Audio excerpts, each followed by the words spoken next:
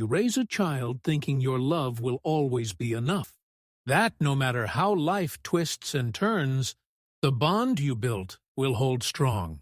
But sometimes it breaks in ways you never imagined. My name is Harold.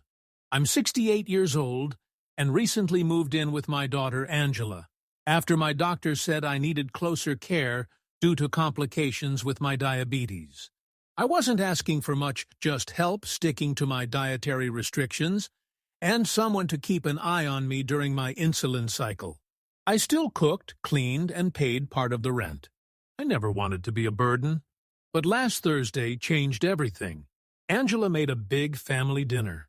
There was fried chicken, buttery mashed potatoes, sweet tea, the kind of meal I couldn't touch without risking a sugar crash.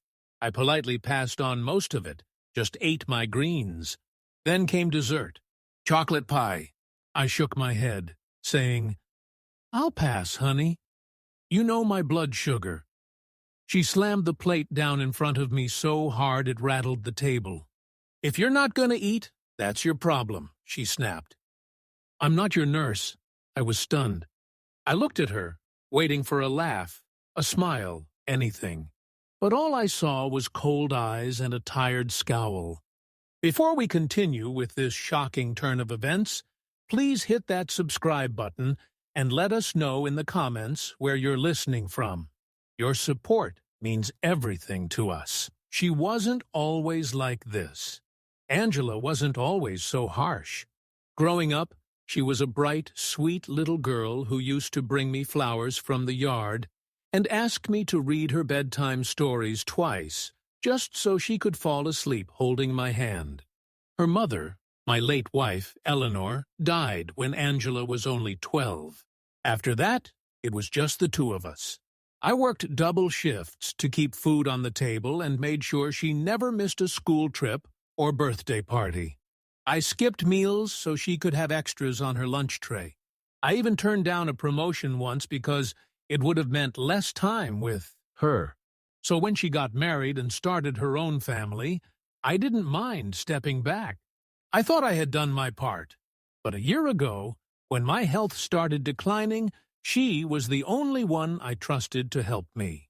At first, it felt like the old days. She took me in, set up a room for me, even made me feel welcome around her kids. But slowly, things began to change. I became inconvenient. She'd forget my medication schedule, complain when I reminded her about low-sugar options. Her husband, Tyler, would roll his eyes every time I joined them at dinner. "You just sit around all day anyway," I once overheard him whisper to her. "He's acting like he's royalty." I pretended I didn't hear it. I told myself it was stress, or maybe I was being too sensitive. But deep down, I knew. Something inside Angela had hardened, and whatever love she used to hold for me was now buried under resentment and impatience. Then just die already. A few nights after the chocolate pie incident, Angela asked if I could watch the kids while she ran errands. I didn't mind. I actually liked spending time with my grandkids. They reminded me of the Angela I once knew. But that evening, something happened. One of the kids spilled soda on the floor, and I bent down quickly to clean it before it became sticky. My knee gave out and I stumbled. Nothing serious, but I had to sit down for a moment. Angela walked in just then, holding fast food bags in one hand and her phone in the other. She looked at me on the floor and scoffed. "I can't believe this," she said, dropping the bags on the counter. "Every week, it's something with you." "I just lost my balance," I said quietly, trying to get up without looking pitiful. "That's what I mean. You're falling apart. I didn't sign up to take care of someone every day." I paused, stunned. "Angela, I never asked you to." "You didn't have to. You just showed up with your suitcase like it was my duty." Her husband chimed in from the hallway. "Maybe it's time we talk about a care home, Ange. This ain't working." That's when I lost it. I worked my whole life for this family. You think I wanted to get sick? I didn't ask for this." She turned around, eyes sharp. "Then maybe don't guilt-trip us every time you don't get a sugar-free cookie, Dad." "I could go into shock if I don't eat right," I said. She crossed her arms. "Then die already, and stop being a burden." The room fell silent. Even the kids stopped talking. If you've ever sacrificed everything for your children, hit the like button. We want to hear your stories in the comments below. I stood there, shaking. Not from anger, but from heartbreak. It wasn't just the words. It was the tone, the casual cruelty, the way it rolled off her tongue like she'd rehearsed it. In that moment, I realized something painful. I was no longer her father in her eyes. I was just a problem waiting to go away, a quiet decision. That night, I stayed in my room. I didn't eat dinner. I didn't watch TV. I just sat there in the dark, the words echoing again and again. Then die already. There's something about hearing that from your own child that breaks you in places you didn't even know could still be broken. I thought about Eleanor, about how she would have handled this. She was gentle but strong. She would have looked Angela in the eye and told her how shameful those words were. But I wasn't Eleanor, and I didn't want a confrontation. I didn't want yelling or a scene. I wanted clarity. So I started thinking not about revenge, but about truth. About what I had allowed, about what I had enabled, and how, in trying to stay close to my daughter, I had let myself become invisible. But I wasn't invisible. I wasn't useless. I was a man who had spent decades sacrificing, building, and saving. And while they laughed at my age and health, they forgot one thing. I still held the power they thought they'd inherited early. The house they lived in? Mine. The car, Tyler. Drove to work? In my name.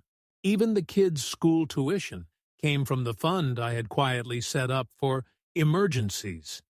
And suddenly, I realized I had been giving out of love.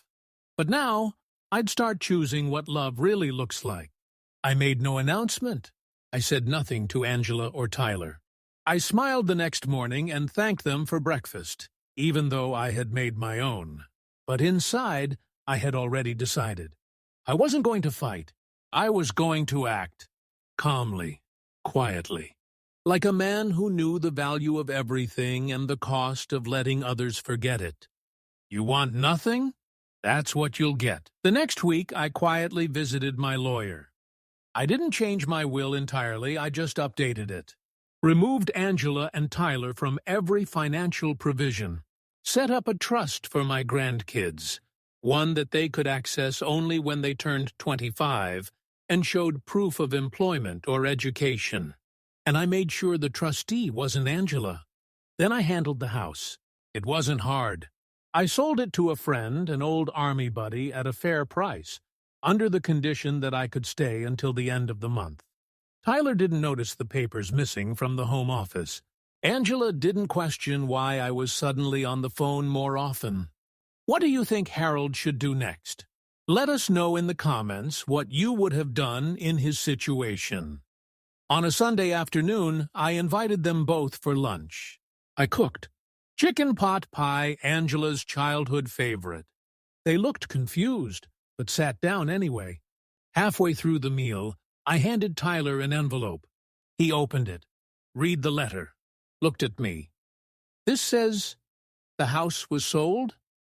I nodded. Last week. To who? A friend. Angela stood up. Wait, what is this? You sold the house? Without telling us? No, I just didn't ask for permission. But where are we supposed to go? Tyler snapped. I shrugged gently. You said I wasn't needed anymore, that I was just dead weight. I figured it was time to lighten your load. Angela's face went pale. You'll get a copy of the new will soon, I added. But don't worry. It's much simpler now. You won't have to manage anything. I cleared the plates while they sat in silence. I didn't yell. I didn't gloat. I just reclaimed the dignity I had handed over one day at a time. They wanted nothing, so I gave them just that. What did you think of Harold's decision? Was he right to take back everything? Share your thoughts in the comments below. If this story touched your heart, please give it a thumbs up and subscribe for more incredible stories like this one. Don't forget to click the notification bell so you never miss our latest uploads. Thanks for watching, and we'll see you in the next story.